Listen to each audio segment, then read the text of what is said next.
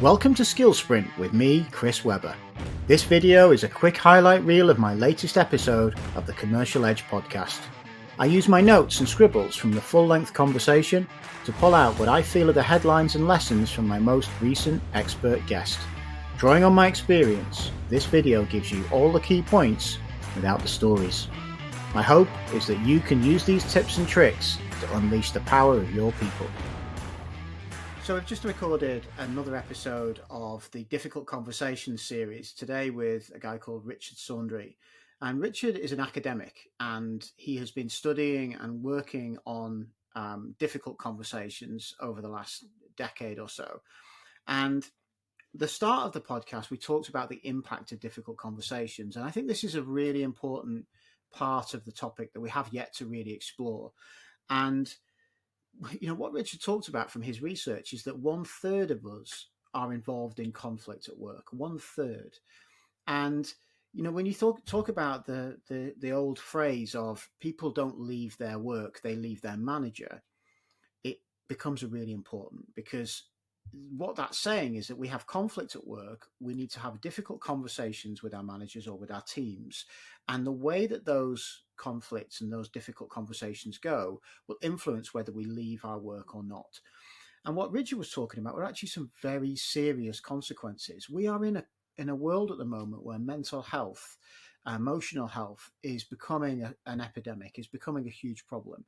And one of the factors in that is our inability to have difficult conversations at work, to manage conflict at those conversations. And, he talked about the fact that, productivity is a problem. We've got an issue in the UK as a service industry that we need to be more productive, and conflict and difficult conversations are getting in the way of productivity. And ultimately, it could be costing the UK economy £29 billion a year in costs because of all the elements that are involved in this. And so dealing with difficult conversations becomes an essential thing for managers to do. It's not a nice thing to do. It's not a thing that we need to do just because it improves our relationships at work. It's an actually fundamental productivity challenge that businesses work on. And if you are involved in a service industry and people working with people, then it becomes even more important. And yes, there are lots of training courses. And I talked about this with Richard around management training courses, management development courses, books. And he raised a point, which is that most training goes beyond what managers really need. There's lots of training and insights and interventions about strategy development. And yet we don't need that. What we really need is the ability to have a difficult conversation with people, to spot conflict and to have conflict solutions, to work through problems. And he's talked about the fact that a timely conversation can reduce a huge amount of difficult challenges and problems within the business. So what were his tips? What were his key takeaways for this? Well, there were 4 areas that he left us with thinking about on the podcast.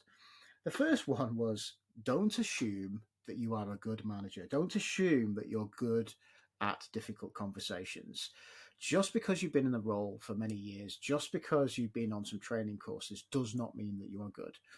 Being consciously competent, thinking about what I need to be doing, how do I approach this, is a really essential step in having good conversations. The second tip he had was address issues at the earliest possible moment. Leaving things to go just makes it harder. If you deal with it quickly, it improves the chances of you getting a fix without too many difficulties. If you let it go, people become more entrenched, they become more resistant to change, and you're just making it harder. So dealing with them in a timely manner, dealing with them when they first arise, is essential. The third thing he talked about was think ahead, especially if you think it's going to have a discussion, a debate, a reaction, a negative reaction from the person you're speaking to. Think about how they're going to react. Think about what they might say. Think about the problems that they're going to raise and plan for it. And he talked about having information and data. Gather some insights. If you're talking to someone about lateness, have a note of when you noticed that they were late. If you just start the conversation, say you have a problem with lateness, and then they say, well, when? And you don't have an answer, you have a problem. So having the evidence just to support that becomes really important. And then you can plan questions that they might raise, challenges they're going to bring to you, and you can be prepared for it. And then the fourth thing that he left us with was make sure you find shared interests, i.e., what are you both going to benefit? Where are you working together to solve this problem? If you remain entrenched in your positions, then you're not going to get a solution from this. It is the overlap where you both have shared interests that allow you to work together and to solve this problem. It's a brilliant conversation. Richard has a lot of insights and data, and he's working at the moment on trying to find what training works. At the moment, they're doing a lot of training, but there's very little information and insight into what types of training really do make a difference. And so for someone like me, this is brilliant, and I just want to watch this space and see what information he brings out. What is the stuff that really makes a difference to productivity and the confidence of managers? A great episode, and very well worth listening to the full detail and following Richard and looking at the work he's doing. Well, what could you do differently as a result of what you've just heard? Find me on LinkedIn and let me know. For more like this, and to join in the conversation, search the Commercial Edge podcast wherever you listen to your content. Want to unleash the power of your people? Subscribe to the newsletter, link below. See you soon.